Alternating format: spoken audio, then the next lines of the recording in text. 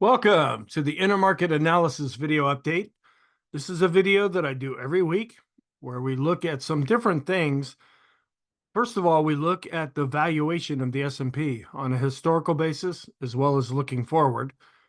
We also do a pretty in-depth look at growth versus value, because when growth is outperforming value, that's when the market tends to really go up. And then we look at some other markets, either other stock sectors or indexes, as well as other markets, because sometimes what's happening in those other markets may have an impact ultimately on stocks and the S&P 500. This is being prepared for Monday, September 9th. I do have a thing called the SPXInvesting Program. It's available. It's free. There's a link below this video that will take you to that website and to a video to teach you more about the program. And if you have any questions, you can email me about that. Also, the InterMarket Analysis video is just one video that I do over the weekend. From my perspective, it's not necessarily meant to stand alone. You may use it like that, but the real foundation of the analysis that I do comes down to the daily video, and all of the weekly videos feed into the daily video. All right, let's go and look at S&P 500 valuation. First of all, we look historically. We look at earnings that have already been released and where they are in relation to the current price of the S&P. We've been coming down. We had a down week this past week. And even though we've been declining, we're still above this red dashed line, which is a PE ratio of 20. When we're at 20 or above, which is where we are now, the stock market is considered to be expensive. It would have to come all the way down to this red line to be considered not expensive anymore. If it goes down to the blue line, then it would be fairly priced. If it goes down to the green line, it would be considered inexpensive. I break that out a little bit here where I show the distance between the S&P and the red dashed line up here. And again, even though it's been falling back as stock prices have been coming down, we're still considered to be overvalued on a historical basis. But we don't use this to make decisions because this can stay overvalued for years at a time. We just want to know this and keep it in the back of our mind, knowing that historically stocks are expensive. This is another chart showing that same thing, but different events that have happened along the way, going back to 1980. Then Robert Shiller developed a variation of the PE ratio called the Shiller PE ratio, and this looks at earnings over a 10-year period of time and smooths them out, and he comes up with his own value for this. And currently we're coming in at 34.77. To give us some perspective, we have a historical chart going back to the 1800s. Also, we look at the median and the mean, where we're just under 16 for the median and just over 17 for the mean. So we're still considered to be expensive, even according to this measurement tool. But the market doesn't do that. It looks forward. They look at earnings that have yet to happen off into the future, and then basing the earnings projections and forecasts on the current price of the S&P, another kind of PE ratio, a forward-looking PE ratio, is then calculated. And to give this a little more context, this purple dashed line here, this is the mega cap 8, and it's coming in at 28.6. So they are considered to be fairly expensive, but people still like those stocks anyway because their earnings going out into the future are still looking promising. When we look at the red line, this is the S&P 500, and we're above that 20 level, even looking out into the future. Now, if we keep going down with the S&P, we will probably eventually drop below this 20 level and get under being expensive on a forward-looking basis. Then we look at the blue line and the green line. These are the mid caps and the small caps, where the mid caps are coming in right at 15, so they're fairly priced right now, not expensive, not cheap. And small caps, which have been under pressure this week as well, are coming in at 14.5.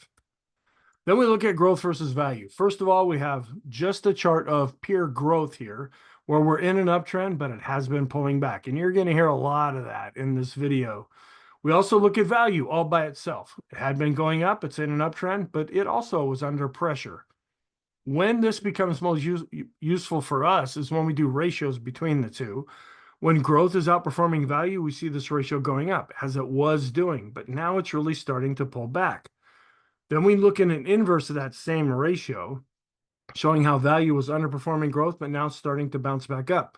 The concern here is that the market is turning more defensive right now, similar to how things were shaping out at the end of 2021 before we went into 2022. We've been here before, and the market has been able to bounce up out of that and recover.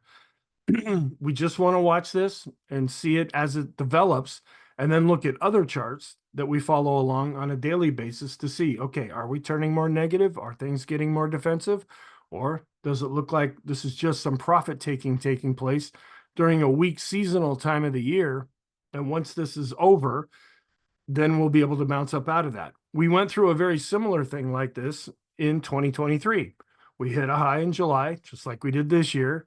And then we started to go down, and we had a 10% decline from the high set in July. And we finally hit that in October of 2023. Well, we did decline just about 10%, but then we bounced up out of that after the big decline that we saw in the beginning of August 2024. We were coming up out of that. We became overbought. We were looking overextended. Now we're starting to come down during a weak seasonal time. Is this going to continue to go down? Are we going to go down and test those low prices that were set in early August? Then we look at another measure of growth to value here, using some indexes and a longer term chart showing how growth overall has been outperforming value, but really pulling back now.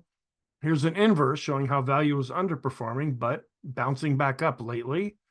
And another look using ETFs, growth was outperforming, but again, pulling back. And this shows how value was underperforming, but really bouncing up. And then we look at another growth to value index ratio here, showing how growth has really been weakening lately. Then we look at an ETF, a growth ETF and a value ETF, where we're starting to fall down below the rainbow here with this ratio. And then value is coming up outside of its rainbow after it had been declining for quite a while. Then we break this out a little further and look at small cap growth to value, where this is continuing to decline overall. Mid cap growth to value also declining, and S&P growth to value also not looking really strong right now. So this is part of the concern that we're having. And the declines that we saw later in this past week, I started talking about that a week ago, and it was really during the InterMarket Analysis video when I really started to pick out some of these weaker areas. And then I started talking about that in every daily video.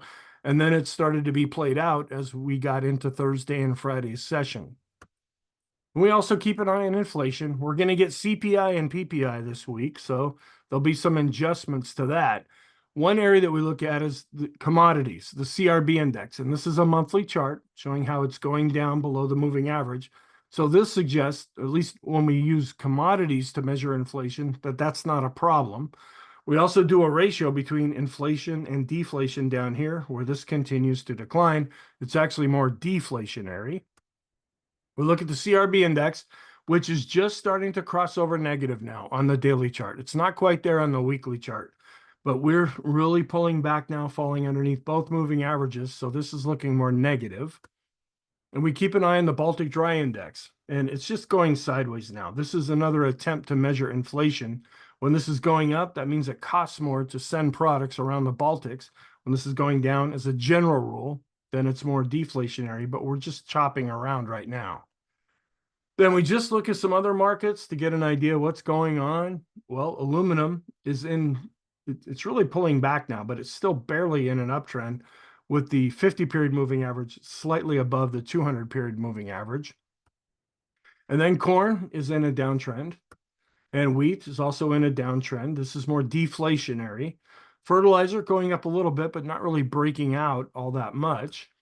Gas is coming down, of course. As I have been saying lately, this is probably more political than anything, because this is a tax that people feel directly every time they fill their cars or trucks.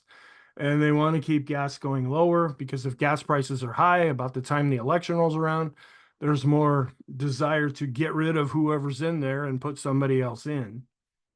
All right, and then oil is also in a downtrend. We're watching this more geopolitically, because things have a potential of really escalating in the Middle East. So far, oil has been coming down. But if things really escalate over there, that could really drive up the price of oil and become a problem for the stock market. And we look at a gold to oil ratio, showing how gold has been outperforming oil, as gold has been going sideways more or less, and oil has been declining. And we look at oil to the 10-year yield and the correlation between the two, and they're both falling pretty much together right now. Heating oil also declining, and natural gas in a decline as well. Diesel also going down. Copper. Now, this is more like a barometer for the economy. When it's going up, that means the copper market, anyway, is anticipating better economics reports coming out and growth in the economy. Well, this was really starting to go up as things were looking better, but now it's been pulling back. We're just barely hanging on to an uptrend here. We look at a copper to gold ratio, showing how copper is really underperforming gold. This is that same ratio, but going back to 1980 and also plotting the decline in the 2-year and 10-year yield here, as the copper to gold ratio has also been going down. And gold just pretty much chopping sideways lately, but in an uptrend. Silver, it's underneath its 50-period moving average, but still in an uptrend overall.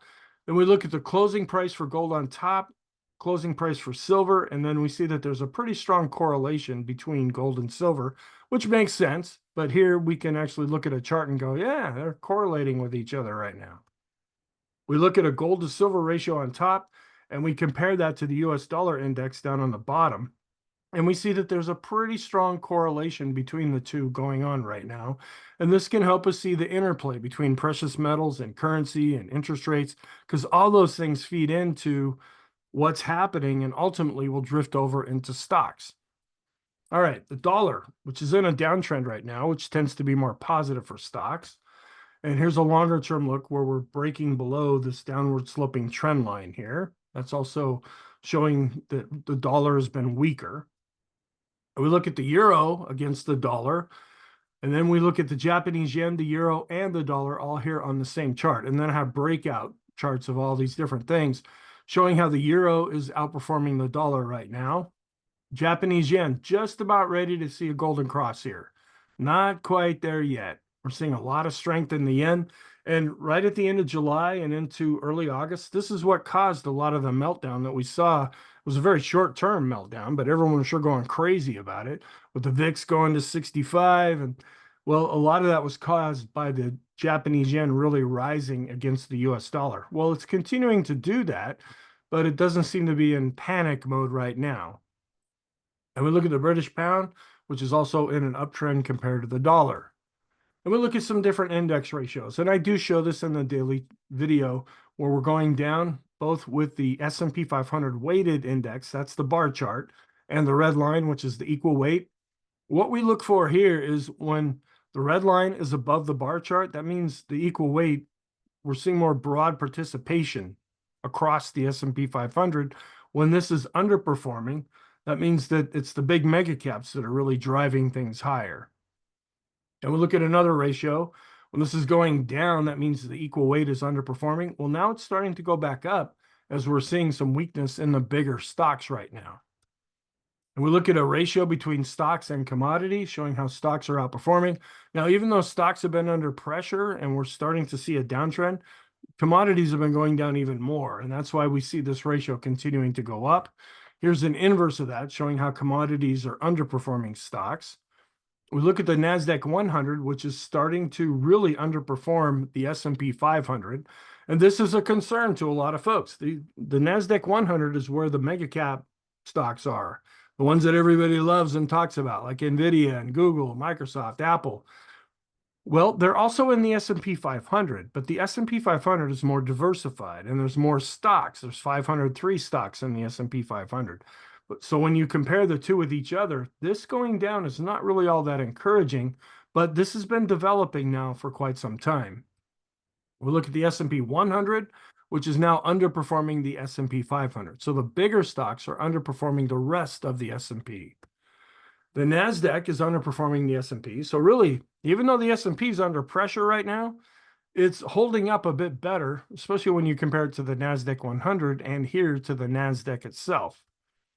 Then we compare the NASDAQ 100, which is underperforming the NASDAQ. And in a more solid environment, we want to see the NASDAQ 100 outperforming. And we look at the mega caps, these are the big monster companies, and they're still holding up okay compared to the equal weight ratio, but really pulling back now and starting to drop below the 200-day moving average with this ratio. We look at small caps, which many times here in 2024, they've tried to break out to the upside and it doesn't seem to last for very long. We look at a ratio between small caps and the S&P, and both have been under pressure now, and this shows longer term small caps continue to underperform. Then we look at small caps to the tech sector. When this is going down, that means the tech sector is outperforming.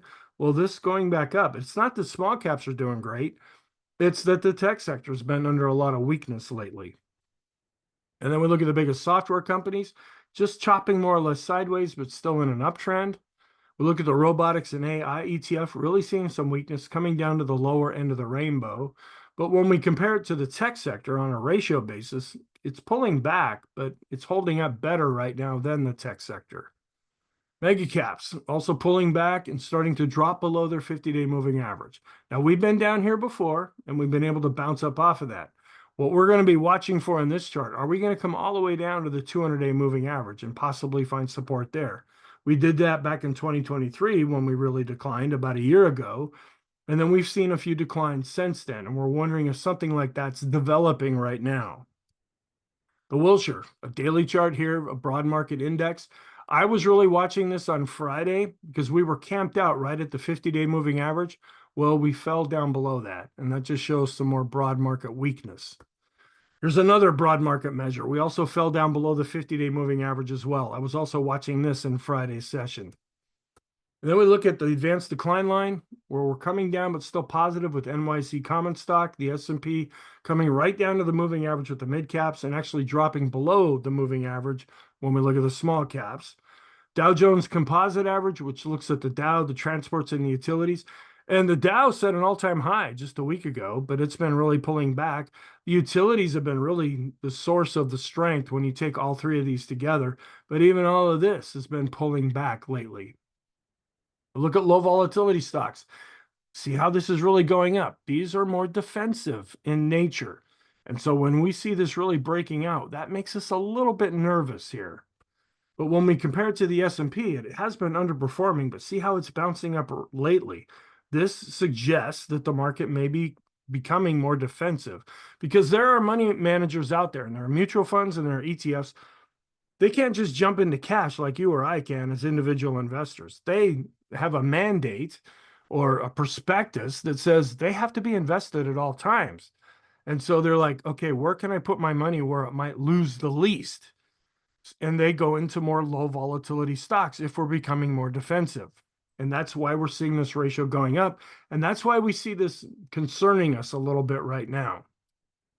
We look at Dow theory, a daily chart where we just set an all-time high and we've been pulling back here, seeing a lot of weakness in the transports, but it's the utilities that have been strong. Now, traditional Dow theory just looks at the Dow and the transports. I add utilities to this, but this can also often be a defensive area of the market.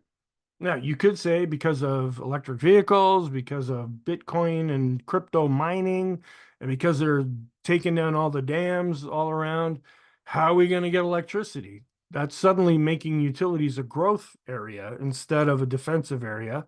But at the same time, it can also be defensive. So that's why we're keeping a close eye on this. We look at a ratio between the Dow and the transports. When this is going up, it really has been going up for the most part here. That means the Dow is outperforming the transports.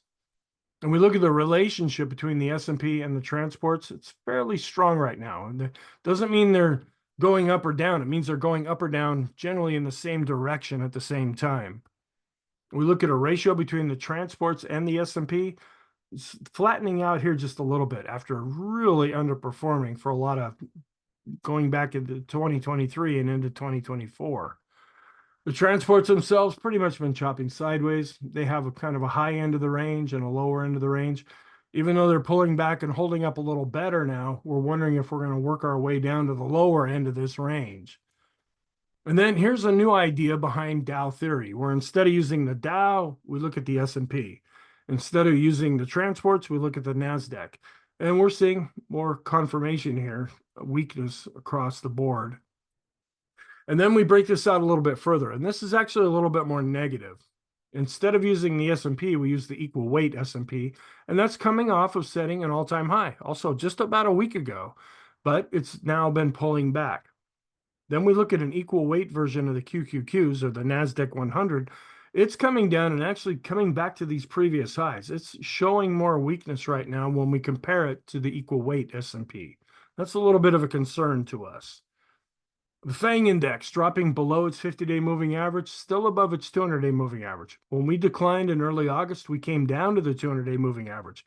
So if we continue to decline here, this is what I'll be watching to see if that 200-day moving average holds. And we're dropping below support, both shorter term and longer term here with the FANG index. ARC just really having trouble now. In a downtrend, down 4.61% just in Friday's session. All world, and this takes out the US stocks in the mix here, coming back down to their 50-day moving average and dropping below the 50-day moving average when we compare the SPY US stocks with the rest of the stocks in the world. So this has been showing some weakness as well. And then we look at a monthly chart here of the S&P 500 with stocks in Europe, Australia, Asia, and the Far East, pulling back, but still above the advancing moving average. But this is a long-term chart. We are a little concerned here because we're rolling over with the PPO, which is a momentum oscillator. Keeping an eye on bonds. Bonds are doing quite well right now based on price. They're in a solid uptrend. We're also going up in an uptrend here with the World Bond Index. This is just the 7 to 10-year Treasury bond ETF, which is in an uptrend based on price. And we're seeing where stocks are starting to underperform a little bit here with bonds. But this is a monthly chart, and we're just at the beginning of September. So we don't know if this is going to show more weakness or actually turn around and go back up. And then we look at a daily chart of bonds versus stocks coming back up to this moving average here. So this is a little bit of a concern to us that maybe the market is getting more defensive. High yield bonds or junk bonds breaking all-time highs here. Corporate bonds also in a really solid uptrend right now. Riskier bonds versus more conservative bonds. As interest rates are going to be lowered here by the Fed in the middle of September, we're seeing this ratio going down because folks were willing to get into junk bonds to assume that additional risk to get that additional yield. Well, if Treasury bonds have now topped out and are going to start coming down, folks are going to get out of the riskier bonds and get into the more conservative bonds. And that's why we see this ratio going down. We look at a stock to bond correlation where the price of stocks and the price of bonds are pretty much going in the opposite direction right now. We look at the corporate bonds, also in a pretty solid uptrend. Then we do some Fibonacci studies here on the 10-year yield. We're still well above the 61.8% retracement level. And then we compare the S&P 500 or stocks with the 10-year yield, showing how the S&P is pulling back but still outperforming longer term. And this is another look at the 10-year yield where it has been coming down. We're into the 3.71 area now. This is another Fib study here with the 30-year yield, also not too far away, but still have a ways to go to get down to this Fibonacci retracement level. And junk bonds continue to do quite well all by themselves. And junk bonds, also, when we compare them to government bonds, we can see how this ratio is starting to come down. Even though junk bonds by themselves are doing fine, government bonds are now doing even better, and they're more conservative, not as much risk involved with those. And that's why we see this starting to decline here. And we're just about ready to see a death cross here with this ratio. And here's a daily chart of the yields showing how the interest rates have been coming down. Here's a weekly chart looking internationally where we're declining with US, UK, German, and Japanese rates. And this looks at the volatility of bonds. That's the MOVE index where we did see that come down a bit here. And then when stocks go down, volatility goes up. So that's why we're seeing a spike of the VIX. And they have a pretty strong correlated relationship with each other currently. And we look at the S&P 500 and compare it to 1 to 3 year bonds. This is coming back down into the rainbow after it really had been going up. And this is causing a bit of concern here. The S&P 1500, a broad market measure, also coming down into the rainbow with shorter term bonds. We look at another broad market measure with 3 to 7-year bonds also coming down into the rainbow. The tech sector versus 3 to 7-year bonds actually falling below the rainbow. And this is not really encouraging right now. And then we look at a ratio from 3 to 7-year bonds to stocks, where when this is going down, that means stocks are outperforming. And then right at the end of July into August, we bounced up when we had that really crazy couple of days. We got things under control, but now we're starting to go back up again, and that's causing some concern. And we look at a monthly price of the 30-year bond, where it's showing a real improvement. It's starting to cross back above its moving average after it had been declining going back to 2021 here. And then we look at a ratio between bonds and commodities showing how the long-term bond is outperforming on a monthly basis. Then we go through the different sectors. When you look at materials just by themselves, and there's 11 sectors that make up the S&P, we're coming down and falling a little bit below the 50-day moving average, but still in an uptrend. But when you compare it to the S&P, materials are doing a little bit better, but still underperforming. Communication, this has been a stronger area, now starting to show some weakness even by itself, and pretty much chopping sideways when we compare it to the S&P. Energy really got hit in Friday's session and has really been coming down below its 200-day moving average by itself and really underperforming when we compare it to the S&P. Financials, one of the stronger areas, and that's encouraging. We're going to be watching this really closely because that's what happened. In 2007, the financials were doing great, and they started to crumble and fall apart, and that led to the great financial crisis. Okay, so they're doing pretty good, even though they've been under weakness the last few sessions here. We want to just keep an eye on this. And when we compare it to the S&P 500, the financials continue to outperform. The industrials also coming down to their 50-day moving average and pretty much going sideways right now compared to the S&P. The tech sector coming down and falling below its 200-day moving average all by itself and really starting to underperform and seeing a death cross here with this ratio. And we were going sideways for a lot of 2024, and that's when the market's more positive. The fact that this is really breaking down is causing some, at least short-term to maybe intermediate-term concern. And real estate really likes the idea of interest rates going down. That's why we're seeing this sector going up. And it's really improving here when we compare it to the S&P, almost to the point of seeing a golden cross with this ratio. Staples, another defensive area. Think of toilet paper and toothpaste. Just really breaking out right now. And when we compare it to the S&P, also really outperforming. So not only are staples improving against growth, staples are also starting to improve against the S&P, and that's a little concerning. And then we look at a SPY to staples ratio, which is just the opposite of what we just saw before. This compares the S&P. When this is going down, that means the S&P is underperforming.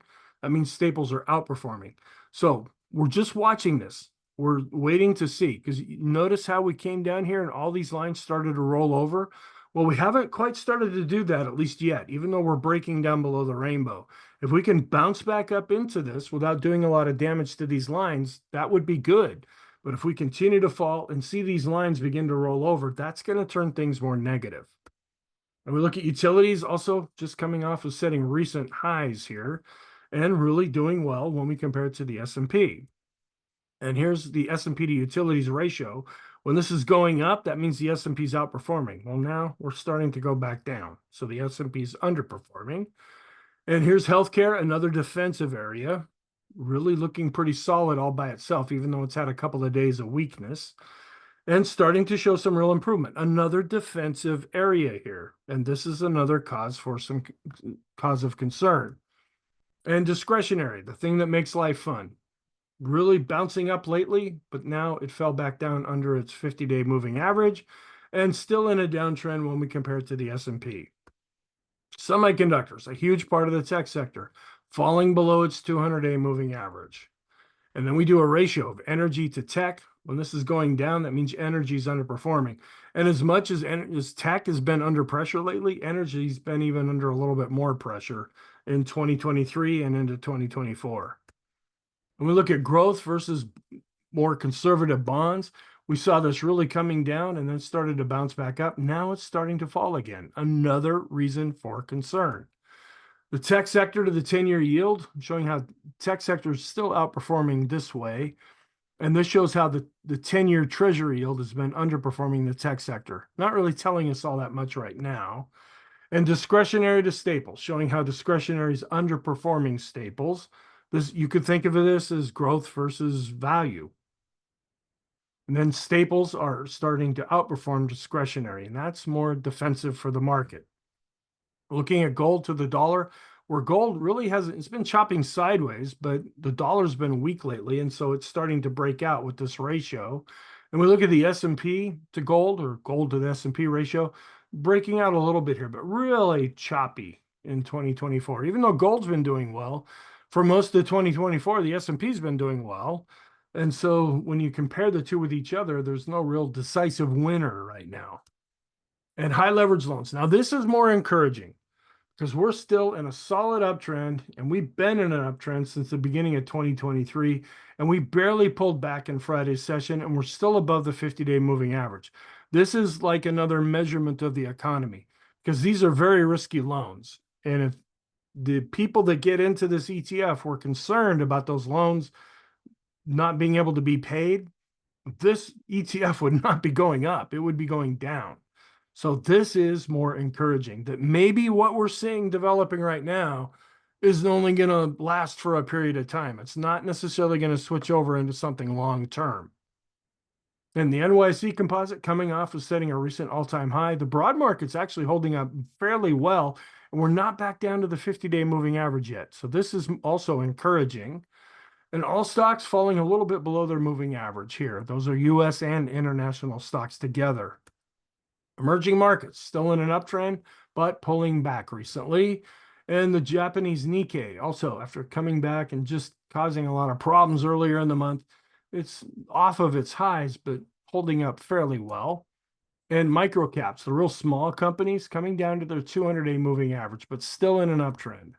And we want to look at the home builders ETF and compare it with the S&P.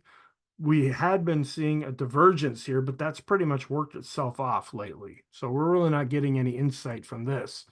And we're rolling over, but still in an uptrend here in China, rolling over in the emerging markets, still in an uptrend in Europe.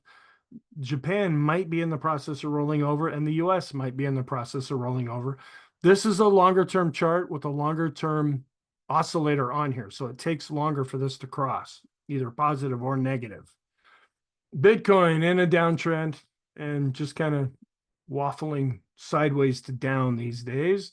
And then we look at the intermarket analysis chart where we have gold and then stocks, that's black, and then oil, which really got hit here. And then we have the dollar, which is green, and then bonds are back to being positive year to date. We look at some correlations between the S&P and the dollar. They're neutral right now. S&P to oil, they're having a tendency to go in the same direction. Oil's been going down and stocks have been going down, and so that's why this correlation is getting stronger. We look at the S&P to the 10-year yield, and they're also having a tendency to go in the same direction. So if interest rates are going up or down, the S&P is going up or down. And then the S&P to the 2-year yield, really strong correlated relationship right now. They're both tending to go in the same direction at the same time. And right now that is down. The 2-year yield's been coming down. The S&P's been coming down. And then the tech sector to the 10-year yield also going in the same direction right now. And both are down. And then some long-term charts here. This is a monthly chart of the NYSE, and this is actually holding up quite well. Even though we're declining, we're still above an advancing moving average. And the momentum, as measured by the Kopit curve, is still positive. We look at a daily chart of the NYSE on top, and then the NYSE record high percent index. This continues to go up, and that's positive. And we look at the S&P, a monthly chart here, declining, but still above the moving average. And we're starting to roll over, though, when we measure the momentum here. And that's a bit of a concern as well, longer term. And then we look at the S&P daily chart, and then we look at the S&P with the commodities ratio down below, where stocks still continue to outperform commodities. And then a monthly chart of the S&P with another global index, showing how, even though they're pulling back here, U.S. stocks are still outperforming, but the momentum oscillator, as measured by the KST, is still going sideways. Then at the very end, I have a list of positive things and then negative things. where we have growth and value are positive. Now, my definition is when the 50-day moving average is above the 200. And copper, when you look at it by itself, it's really chopping around and could go negative here, but right now it's still positive. The British pound and the euro to the US dollar, gold, silver, the big software companies, mega caps, even though they're pulling back, they're still in longer term uptrends. And the FANG index, the low volatility ETF, staples, and the Dow Jones Composite Average. And then all of the different bonds that we look at based on price, they are in uptrends currently. The tech sector and semiconductors, even though they've been under pressure later in this past week, high leverage loans, and that's more encouraging. That should be taken as more of a positive thing looking at the economy. The Dow, the NYSE Composite and Wilshire, those are broad market measures. They're still hanging in there, especially the NYSE. The NASDAQ and NASDAQ 100, even though they've been weak lately. Mid caps, small caps, and the micro caps are still hanging on to uptrends. All stocks and then emerging markets are also in uptrends as well. Then the negative side, getting a little bit longer, and this is when the 50-period simple moving average is below the 200, where we have the CRB index, that's a new on this list now, just added. The dollar is also in a downtrend. The Japanese yen to the US dollar, but this could very easily go over to the positive side next week if the Japanese yen keeps outperforming the dollar. ARK is in a downtrend and Bitcoin is now in a downtrend. Thank you. I hope you found this helpful. Please feel free to check out the other videos that are posted here. I hope you're having a great weekend, and I will talk to you in the next video.